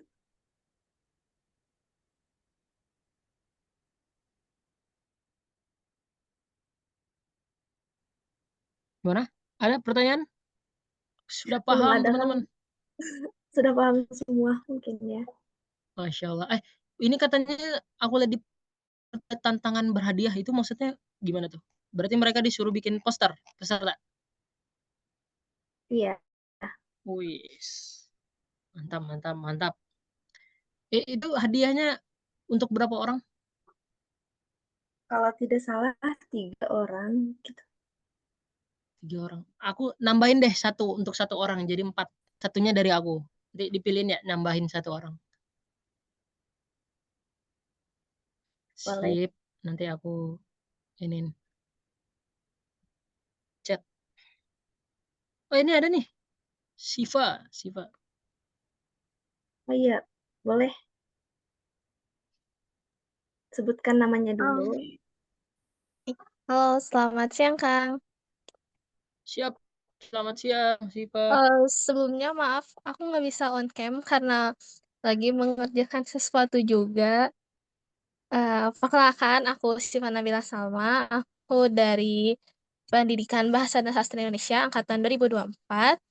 Kebetulan eh, aku ini baru first time banget masuk ke dunia desain dan copywriting karena sebelumnya aku benar-benar belum belum apa ya, nggak terlalu jago di bidang desain. Cuman makin kesini aku kayak semakin apa ya, semakin penasaran untuk bagaimana sih cara membuat desain dan copywriting itu tuh sangat menarik gitu. Nah, pertanyaan untuk orang seperti aku yang baru pertama kali terjun ke dunia desain copywriting, apa sih Kang yang harus difokuskan untuk mengasah ilmunya? Apakah kita fokus untuk mengasah desainnya atau fokus untuk membuat copywriting sangat menarik atau keduanya pun bisa diasah berbarengan seperti itu Kang. Terima kasih. Oke, terima kasih Siva. Nih jawab dulu ya Hanifah ya. Satu-satu dulu. Jadi ini tuh dengan pertanyaan langsung dijawab aja ya, Kang? Atau mau ditampung Iya. dulu? Langsung jawab aja Menjawab. kali ya. Boleh. Nah, biar enak nanti kalau ada pertanyaan lanjutannya. Siap. Tadi Siva, terima kasih. Wah, anak pendidikan bahasa dan sastra Indonesia. Himpunan kita sudah terpisah. Sudah tidak gabung lagi himpunan kita, Nondik dan Dik. Jadi aneh namanya itu. Nama himpunannya dua-duanya jadi aneh. Oke, terima kasih Siva atas pertanyaannya. Terima kasih juga sudah apa ya? Sudah mau belajar gitu pada hari ini. Yang pertama, tadi kan ya berkaitan tentang apa sih yang perlu diasah terlebih dahulu. Nah, yang perlu dipahami gini Siva. Ini agak ini sih subjektif. Tapi yang aku lihat selama aku di bidang kayak desain, videografi dan sebagainya, ini nih sama dengan seni gitu ya. Dan seni itu kadang-kadang agak susah untuk kita jelaskan secara struktur gitu bagiku. Kayak sama seni sastra, kayak tidak bisa dinilai, oh ini bagus, ini jelek gitu. Jadi kalau saranku, apa yang perlu dilakukan dari sekarang adalah banyak-banyak melatih sense of art gitu. Melatih sense of art. Gimana caranya? Pertama, bisa memperbanyak melihat karya-karya orang. Kalau kita di sastra kan sering baca puisi orang, sering baca buku orang, akhirnya kita menemukan keunikan kita sendiri. Begitu juga dengan desain, begitu juga dengan videografi. Banyak-banyak referensi, lihat karya-karya orang. Tapi apakah selesai sampai melihat karya orang? Tidak. Itu harus kita praktekkan. Jadi banyak-banyak praktik. Baik itu praktik copywriting, baik itu praktik dari segi desain. Kalau tadi pertanyaannya apakah copywriting dulu, apakah desain dulu? Kalau sebagai sifatnya sebagai anak bahasa, ya pedalami dulu apa yang kita punya aja. Gitu. Nanti baru mengikuti yang desainnya. Seperti itu kalau jawaban dari aku gimana sih Pak? Baik, Kang. Sangat puas. Terima kasih banyak. Oke, siap. Terima kasih. Baik, karena penanya pertama sudah selesai, mungkin dilanjut ke penanya kedua ya. Itu udah ada Raisen dari Rio Saputra, boleh dipaparkan pertanyaannya. Oke, baik. Terima kasih banyak moderator Hanifah atas kesempatan yang diberikan. Terima kasih juga kepada Kang Fajri atas pemaparan materi yang sungguh luar biasa begitu ya. Memang berhubungan dengan desain dan copywriting ini saya tuh sangat tertarik dengan hal tersebut ya, apalagi terkait desain karena memang sebetulnya saya ingin belajar lebih tentang perdesainan ini ya. Sebetulnya saya bukan anggota LEPIM, saya dari umum begitu ya. Dan sehingga juga mendapatkan tawaran kegiatan ini salah satunya ada dari Teh Azila Fitria selaku waktu Masya Allah. Terima kasih Teh Azila pun juga dari Ketum Kima di Asia. Ya, kenalin saya Rio Saputra, Kang. Saya dari Pendidikan Bahasa Indonesia angkatan 25. Kalau tadi Teh Syifa itu kan angkatan 24. Pun kalau Akang kan dari Bahasa dan Sastra ya kalau seperti itu.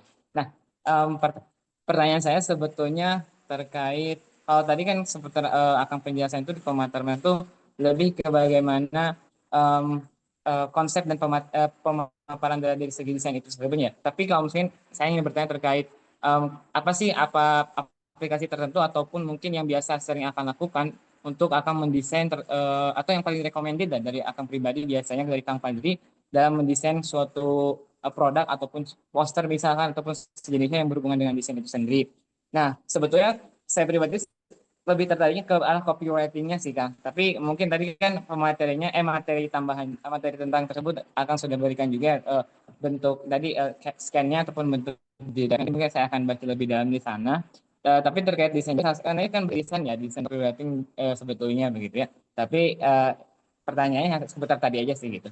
Terkait yang apa sih aplikasi ataupun yang biasa akan gunakan paling recommended barangkali menjadi tinjauan bagi kami gitu ya para peserta jadi pertimbangan gitu lah terkait hal aplikasi yang sering akan gunakan Kang Fajri gunakan. Begitu barangkali. Terima kasih atas kesempatannya. Saya kembalikan lagi ke moderator. Boleh, Kang Fajri Oke. bisa dijawab langsung atau? Siap.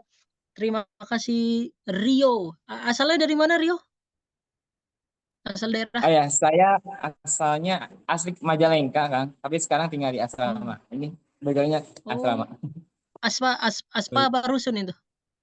Oh, Ruspa. Ya, akan juga tadi kalau kan berpengalaman juga ya di asrama. Aku setahun di Aspa, 1,5 tahun di Ruspa. Oh, iya iya. Saya di Ruspa Kang lantai 2. Lantai 2. Jadi aku kehidupan kuliahku setengahnya di asrama ya. Oke. Terima kasih ya Rio atas pertanyaannya tadi mengenai tools ya. Sebenarnya ini balik lagi ke masing-masing orang. Tapi kalau bertanya terkait aku pribadinya, kalau aku jawabnya sih yang paling dikuasai. Yang mana yang paling aku kuasai? Aku biasanya ngedesain di ada tergantung kebutuhan.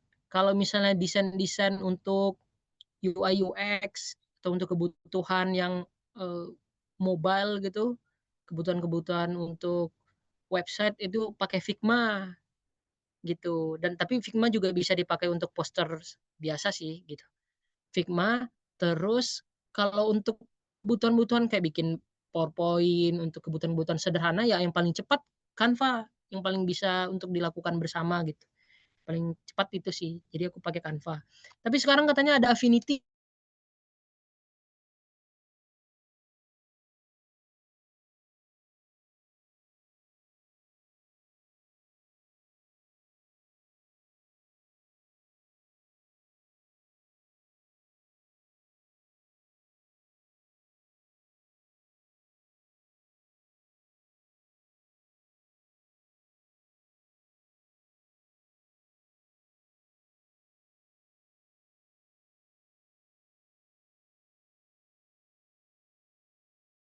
Sih bisa di ArtStation namanya gitu.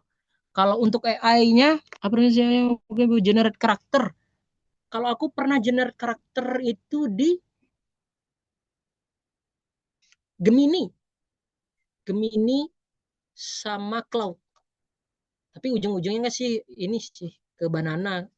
Jadi antara 3 itu deh. Gemini, Cloud, sama banana kalau gratisan ya gitu.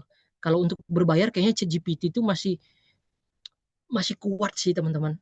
Aku ngerasa masih kuat gitu untuk melakukan apapun AI yang masih kuat gitu. Jadi jawabanku tadi bisa nyari referensinya di ArtStation atau bisa nyari lagi, tapi kalau aku prefernya ke ArtStation. Dan yang untuk AI-nya aku nggak tahu, suka banget gambar-gambar Gemini gitu, kayak lebih kreatif aja dibandingkan ChatGPT yang gratisan. Terus bisa juga nyoba di cloud sekarang. Seperti itu, Suci. Jawabannya seperti itu. Bagaimana tes suci aman?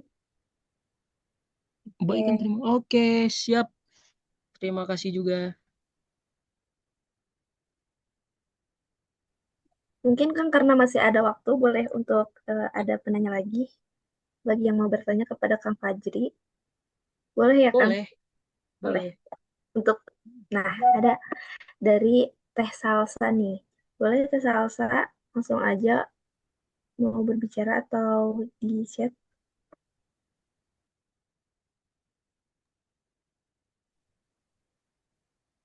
Perkenalkan diri dulu ya, lalu paparkan pertanyaannya. Oke, baik. Terima kasih atas kesempatannya. Sebelumnya, perkenalkan nama saya Salsa Nur Fadilah gitu ya, dari AB24 dan kebetulan saya dari Prodi Pendidikan Kimia. Nah, izin bertanya gitu ya, Kang. Saya itu pernah membaca di sebuah artikel bahwa sebuah infografis yang efektif itu idealnya harus bisa dibaca dan dipahami seluruhnya dalam waktu maksimal 3 menit. Nah, karena kebetulan latar belakang saya dari pendidikan kimia gitu ya, Kang, saya juga sering membuat infografis untuk media pembelajaran ataupun kompetisi infografis ilmiah gitu. Nah, pertanyaannya, bagaimana sih Kang cara kita mengompres data kimia yang kompleks gitu, sedangkan kita itu harus mempertimbangkan keefektifannya. Mungkin seperti itu. Terima kasih. Oke, terima kasih. Siapa tadi namanya? Salsa. Salsa. Oke, terima kasih Salsa, pendidikan kimia. Oh, banyak tuh anak LEPIM pendidikan kimia dari dulu itu. Luar biasa. Tadi pertanyaannya cukup ini ya, membingungkan ya. Karena aku bukan jurusan kimia, jadi kayak jarang bermain dengan data gitu. Jarang bermain dengan karakter-karakter aneh, CH2 dan sebagainya gitu. Jadi cukup apa ya? Cukup membuat aku iya juga ya gimana caranya. Nah, tapi aku punya pengalaman ketika di LEPIM. LEPIM kan banyak anak kimia. Gimana caranya mengkonversi data menjadi sesuatu yang mudah terbaca. Jadi gini, sama seperti yang aku sampaikan tadi, Salsa harus bisa memahami inti daripada daripada data itu. Karena nggak semua data perlu dimasukkan. Nah, itu yang pertama. Tidak semua data perlu dimasukkan. Jadi harus tahu inti dari data itu membicarakan apa. Kalau rumus apa yang paling penting, itu harus bisa menentukan. Dan aku nggak bisa ngajarin karena aku bukan anak kimia. Dan yang kedua, yang jadi solusi kalau misalnya terlalu banyak data adalah mengalihkan data tersebut dalam bentuk yang lain. Jadi ada beberapa orang ketika lomba poster itu untuk menuju ke data ini dia suruh dia tidak memasukkan di poster tapi dimasukkan ke Google Drive atau Digidocs. Nanti di posternya hanya bentuk link atau bentuk QR code gitu. Itu solusinya seperti itu. Kalau memang misalnya ini kayaknya agak memusingkan nih datanya kalau dimasukin ke poster bentuknya seperti apa, mungkin pusing gitu ya. Caranya seperti itu. Rumus-rumusnya, data-data yang berlibet itu dimasukin ke Google Docs atau di sebuah drive. Nanti linknya yang dijadikan barcode, yang itu yang ditempelkan di poster.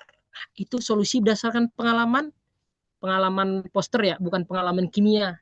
Jadi itu yang bisa aku jawab, Salsa. Baik, terima kasih ya Kang Ustazah. Siap, terima kasih kembali. Oke, Lancar-lancar di terima kimia. kasih Kak Salsa. Oke, ada lagi yang mau bertanya kepada Kang Fajri? Masih ada slot satu penanya lagi ya.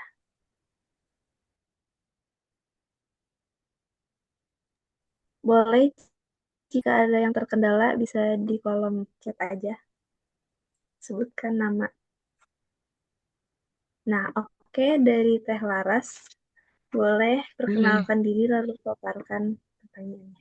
Oke, sebelumnya kenalin Kang, aku Laras gitu ya. Dari Teknik Logistik Angkatan 23. Nah, jadi gini Kang, aku sekarang tuh lagi intern juga dan di bagian konten juga sebenarnya. Dan mirip-mirip Akang lah, karena aku juga di lembaga filantropi Islam. Nah, jadi aku bingung tuh kayak gini Kang pertanyaannya. Kan kalau misalnya nyari konten tuh kuncinya salah satunya di hook ya Kang ya, supaya untuk ningkatin engagement-nya. Nah, perusahaan tuh emang pengennya itu naikin engagement-nya Kang. Nah, setelah aku analisis sosmed-nya, itu tuh emang engagement-nya naik ketika dia tuh make konten-konten yang viral gitu. Beberapa konten yang viral. Nah, sedangkan si perusahaan tuh pengennya tetap mempertahankan si identitas dari perusahaannya gitu. Nah, kalau menurut Akang gimana ya kayak solusinya gitu supaya tetap keduanya tuh tetap dapat gitu. Itu sih Kang. Makasih. Oke, terima kasih Laras. Oh, ini lebih ke konten ya kita bicaranya. Terima kasih Laras. Di mana lembaganya? Lembaga apa? Lembaga Filantropi Islam di Jalan Langit, Kang. Itu juga nge-follow Masjid Sejuta yang Akang itu. Oh iya, apa namanya apa lembaganya? Sejuta. Lembaga Jalan Langit. Oh iya, pernah dengar. Siap. Terima kasih Laras berkenaan tentang konten ya. Jadi itu memang tantangan ya. Kalau bikin konten tuh antara menjaga identitas, menjaga idealis dengan mengikuti tren. Tapi kalau di Mahasiswa Pemuda, kita belajar mengkombinasikan dua itu. Tidak semua konten itu mengikuti viralitas. Tidak mengikuti, kita nyebutnya, apa sih bahasa Inggris gelombang ya? Aduh, bahasa Inggris gelombang apa guys? Wave. Iya, ya betul. Jadi ada istilah riding. Aduh, susah lagi bahasa Inggris ya. Aku sastra Indonesia teman-teman. riding wave kalau salah. Jadi mengikuti ombak, mengikuti viralitas apa yang lagi tren. Itu paling harus ngejar waktu gitu kalau viralitas tuh. Misalnya kayak dulu ada Aldi Taher yang semua burger milik Allah gitu-gitu. Itu MSP juga bikin konten semua masjid milik Allah. Gitu-gitu. Jadi nggak setiap saat kok gitu kami bikin yang viral gitu. Tapi yang paling penting menurutku dibandingkan menentukan apakah menjaga identitas dengan viralitas adalah konsistensi. Kalau kami di sini satu hari satu konten wajib saklek gitu. Jadi kalau terkait menjaga identitas penting, memastikan namanya niche apa Laras niche itu perlu dijaga. Kalau niche itu kayak fokus pembahasan misalnya Masjid Duta Pemuda membahas tentang pelayanan masjid dari awal bikin konten sampai sekarang semua konten-kontennya tentang pelayanan masjid, nggak bahas tentang yang lain. Kalaupun ada yang bahas yang lain, kita bikin akun baru. Nah, zaman sekarang tuh seperti itu, harus malah menjaga identitas, tapi lebih tepatnya menjaga niche, menjaga fokus konten. Jangan tiba-tiba ada orang yang kontennya tentang hari ini bikin konten tentang membaca Al-Quran, besok bikin konten tentang penanganan jenazah dan lain sebagainya. Jadi kan berganti-gantian tuh. Jadi orang bingung konten kita tuh mau tentang apa. Nah, jadi perlu tadi tentukan dulu si lembaga filantropinya konten-kontennya tuh mau membahas apa. Kalau misalnya membahas zakat, banyak orang yang bikin tentang zakat. Nah, apalagi yang bisa dispesifikan? Oh, pelayanan zakat. Jadi ketika orang mau berzakat, apa aja benefit yang dikasih, apa aja sambutan yang dikasih. Itu perlu dibedah. Itu pembahasannya agak panjang lah. Tapi intinya mengikuti viralitas penting, tapi menjaga konsistensi dan menjaga konten itu seirama atau senits itu lebih penting.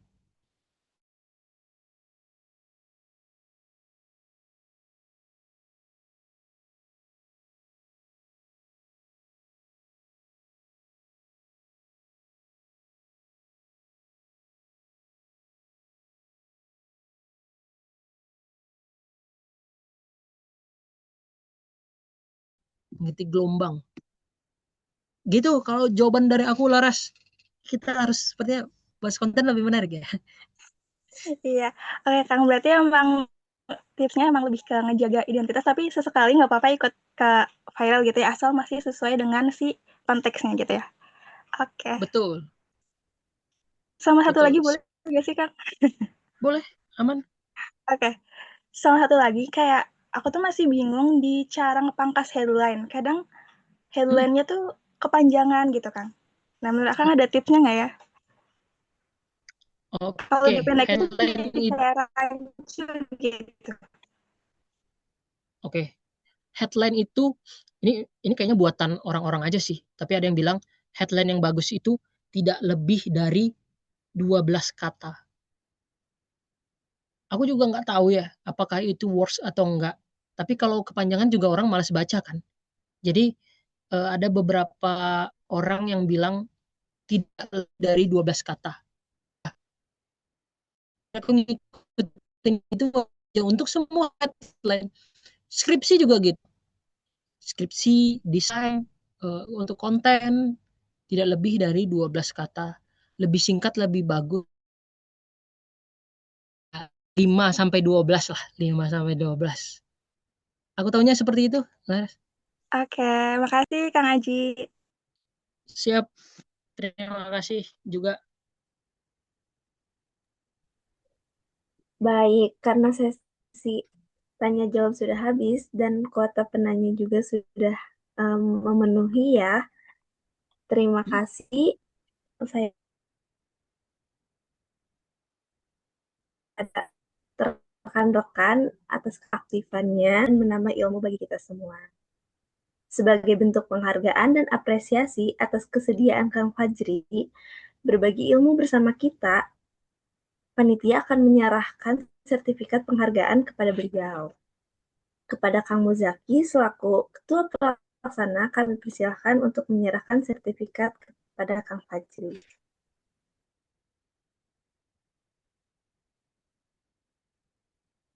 Oke.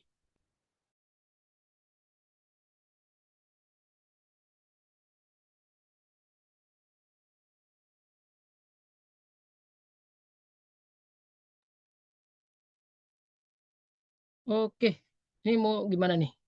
Teknisnya nih, mau diserahin dulu apa gimana nih? Ada tim dokumentasi ya. Iya Kang, sebentar Kang. Saya terima Ini kasih keren ya desainnya. Prof. Mungkin dihitung aja dari tim dokumentasi.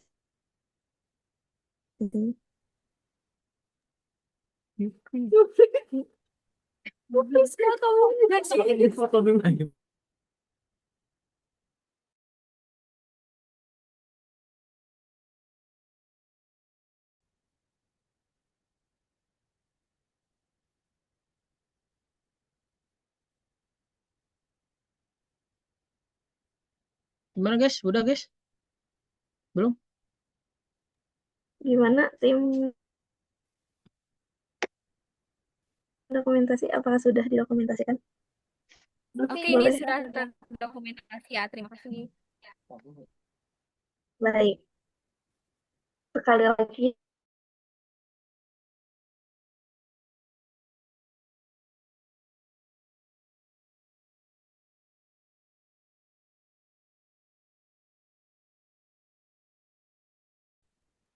Oke. Terima kasih. Ini berarti aku tutup ya? Apa gimana?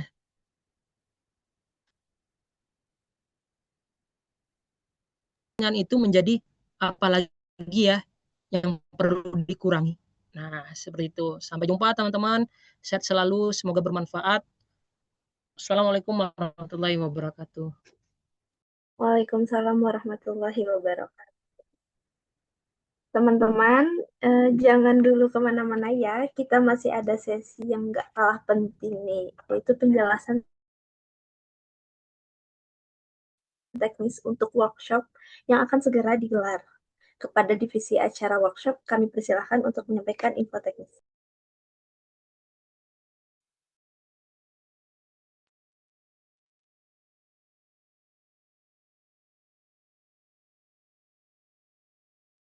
Nah, oke teman-teman. Sebelumnya mohon maaf ya, aku belum on kamera. Nah, di sini aku pengen ngejelasin tentang teknis fun activity berhadiah yang kita lakuin, yang bakal kita lakuin.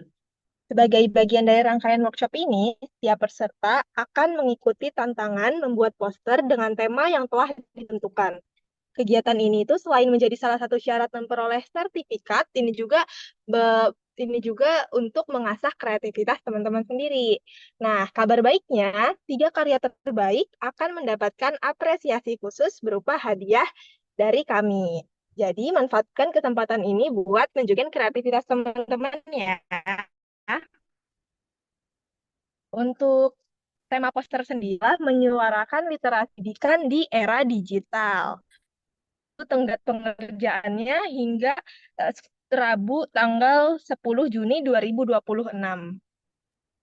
Pembuatan poster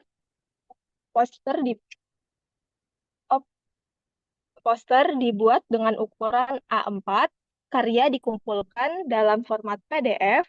Lalu yang ketiga, tidak diperkenankan menggunakan template desain yang sudah jadi orisinal dari peserta masing-masing.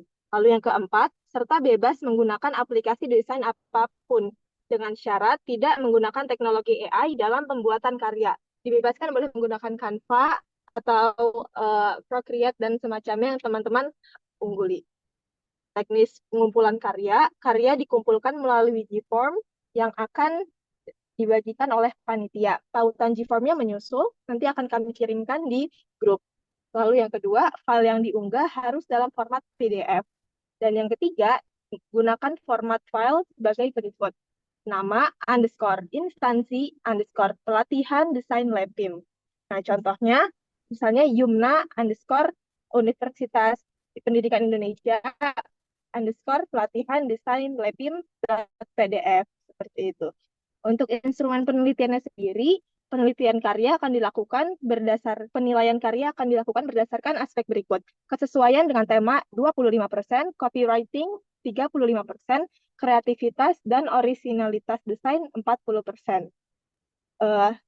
Ada sebuah perubahan kalau pemenang ditambah satu lagi menjadi 4 pemenang, dan waktu pengumuman pemenang dan pembagian sertif serempak akan dilaksanakan hari Minggu tanggal 14 Juni 2026 secara narasi, jadi tidak menggunakan Zoom lagi. Langsung kami sampaikan di grup. Seperti itu. Nah, kami berharap teman-teman dapat manfaatkan tantangan ini buat mengasah kreativitas sekaligus menyampaikan pesan positif tentang pentingnya literasi pendidikan di era digital. Selamat berkarya teman-teman. Sebelum itu, apa ada yang ingin ditanyakan?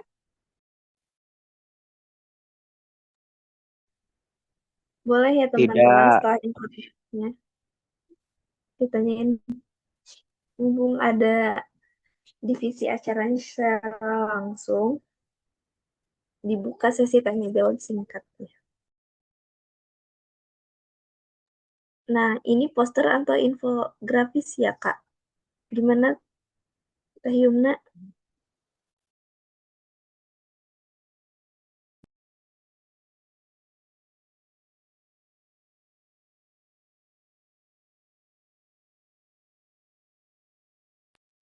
Halo. Halo Teh Yumna. Ini ada... Maaf, boleh diulang? Kurang terdengar di saya. Ini ada yang bertanya di kolom chat. Ini poster atau infografis ya? Baik. Itu yang pertama. Poster atau infografis ya, Kak? Berupa poster pengumpulannya PDF. Di PDF. Pakai logo itu enggak? Cantumkan logo LabPIM saja, Kak. Di bagian atas poster sebelah kanan. Batas pengumpulan posternya hari Minggu juga. Oh, enggak, Kak. Batas pengumpulan poster di Rabu tanggal 10 Juni. Lalu untuk pengumumannya baru di hari Minggu 14 Juni. Serempak dengan pembagian sertifikatnya ya. Apakah ada lagi? Ya, apakah ada lagi yang ingin ditanyakan kepada divisi acara workshop? Atau cukup? Boleh tik satu kalau cukup. Oh, masih ada tema yang boleh di gimana Teh Yumna itu ada dari Kang Dazil Rahmadani.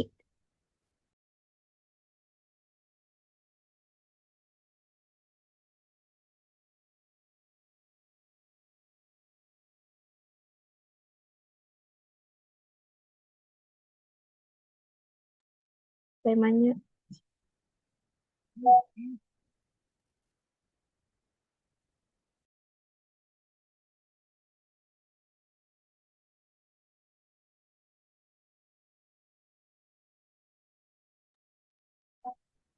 Untuk logo Lepim akan kami kirimkan di grup peserta ya, Kak. Nah, untuk pertanyaan dari Kang Dazil Rahmadani ini gimana?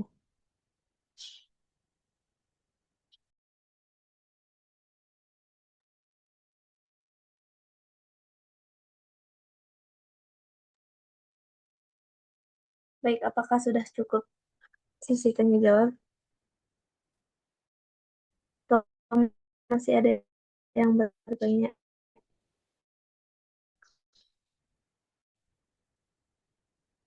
Workshop. Semoga seluruh peserta dapat memahami teknis.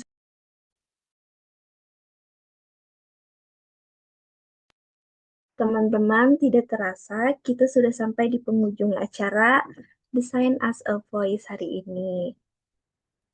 Mari kita tutup dengan lantunan doa, memohon kepada Allah Subhanahu wa Ta'ala agar seluruh kegiatan telah kita laksanakan hari ini. Boleh untuk kepada Teh Amalia. Baik, terima kasih sebelumnya. Assalamualaikum warahmatullahi wabarakatuh.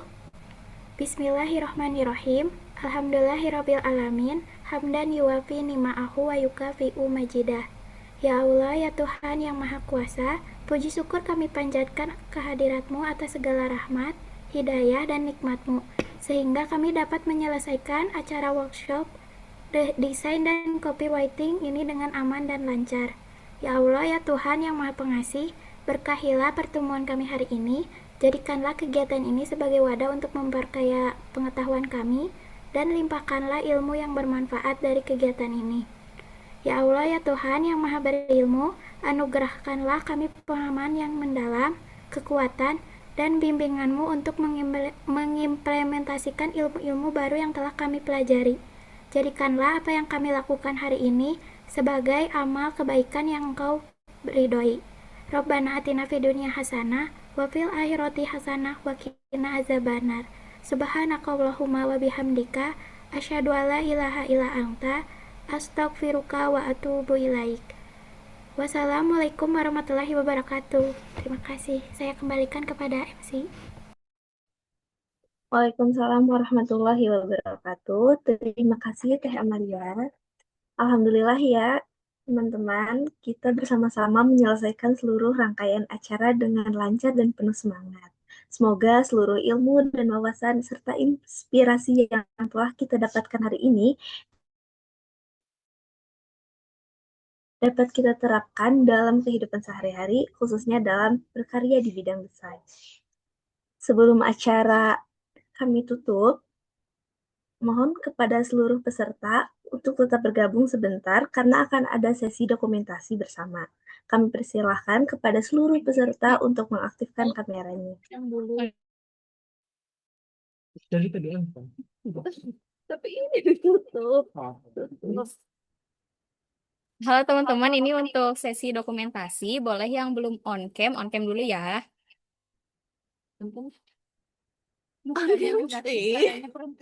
Ada ada yang lagi di mobil, coy.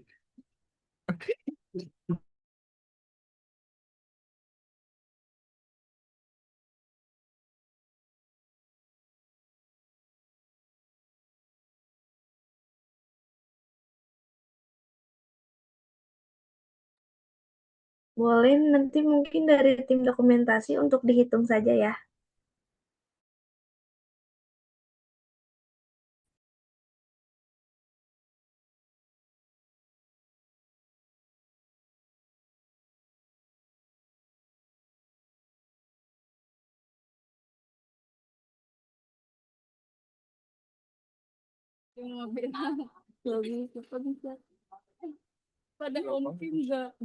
Oke teman-teman, ini karena ada beberapa slide juga, jadi boleh ditahan dulu posenya ya. Oke, buat slide pertama, 1, 2, 3.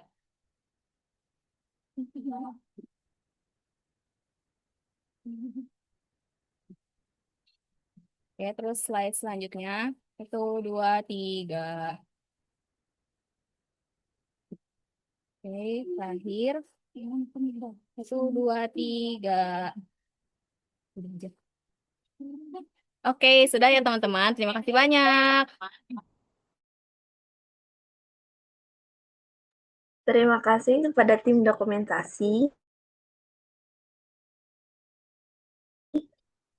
Atas nama seluruh panitia penyelenggara, kami mengucapkan terima kasih yang sebesar-besarnya. Mohon maaf apabila selama acara berlangsung terdapat kekurangan dan hal-hal yang kurang berkenan dari kami selaku panitia. Kami berharap kegiatan ini dapat memberikan manfaat dan menjadi langkah awal yang baik untuk terus berkarya dan berinovasi. Jangan lupa WhatsApp-nya ya teman-teman. Akhir kata, wassalamualaikum warahmatullahi wabarakatuh.